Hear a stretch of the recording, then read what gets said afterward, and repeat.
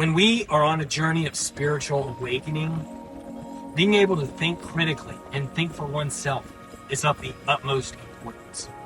There are 8 billion people on this planet alone, an endless variety of religions, scientific theories, and existential worldviews. Because of this, one must be able to embody a high level of critical thinking and discernment to see through the illusions and the smoking mirrors that bind us to repetitive history and blind us from higher spiritual realities that are surrounding us all the time, influencing us, guiding us. Additionally, we need to be able to change our worldview, our belief system, especially when we have cultivated higher levels of understanding, especially when we are presented ample amounts of evidence that would call for a radical rethinking of the way we see the world around us. This is essential to evolve. So how do we evolve?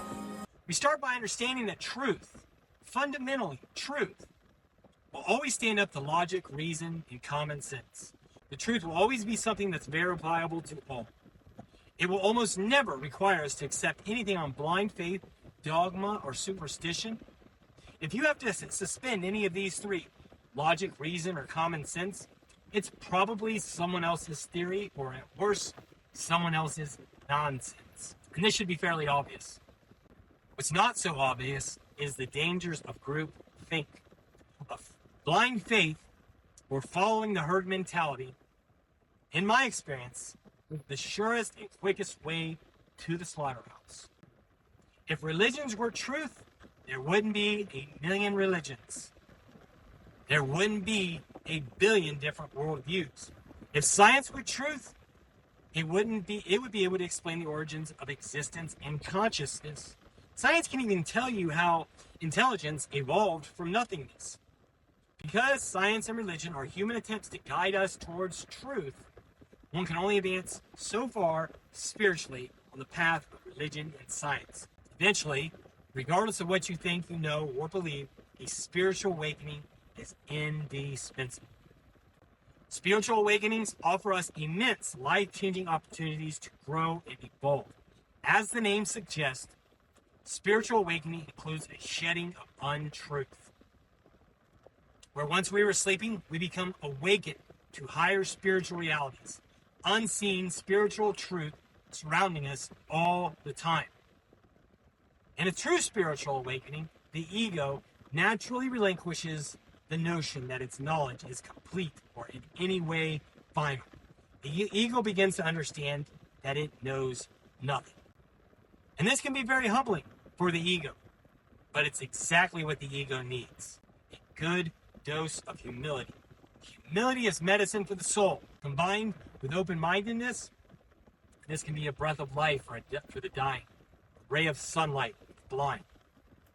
Despite external pressures to conform, to groupthink, to adopt herd mentality, to attain social validation, and to make the ego right and others wrong, to make our group, to make our race, to make our religion superior to others, spiritual awakening generally includes a shattering of the ego encapsulated identity, which sets us on a life-changing journey to find the truth.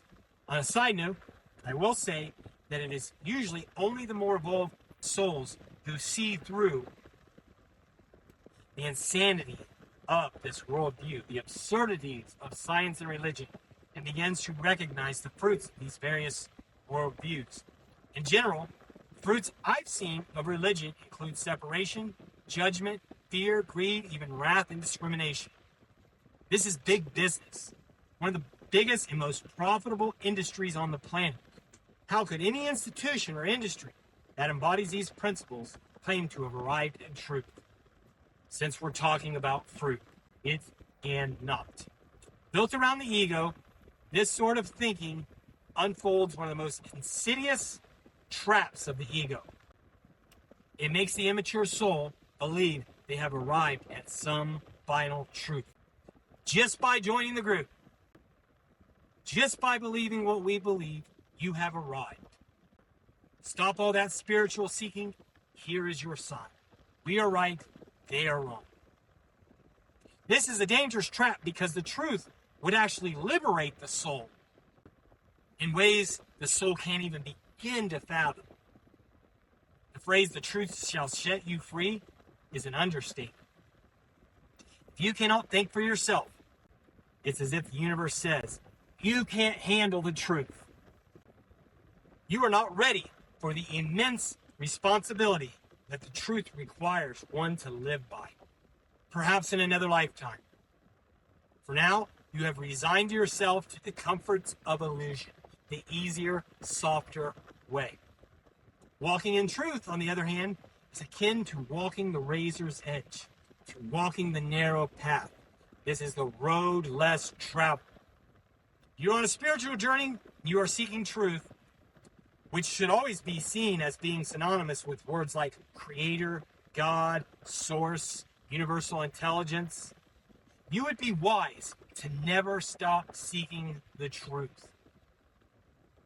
Let the theologians quarrel. The mystics of the world speak the same language. In short, transformation that the truth brings is unmistakable. You will know them by their fruits.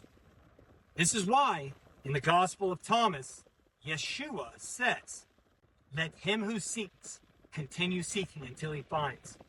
When he finds, he will be troubled. And when he becomes troubled, he will be astonished, and he will rule over the all." I hope this encourages someone traversing the challenging path towards spiritual awakening.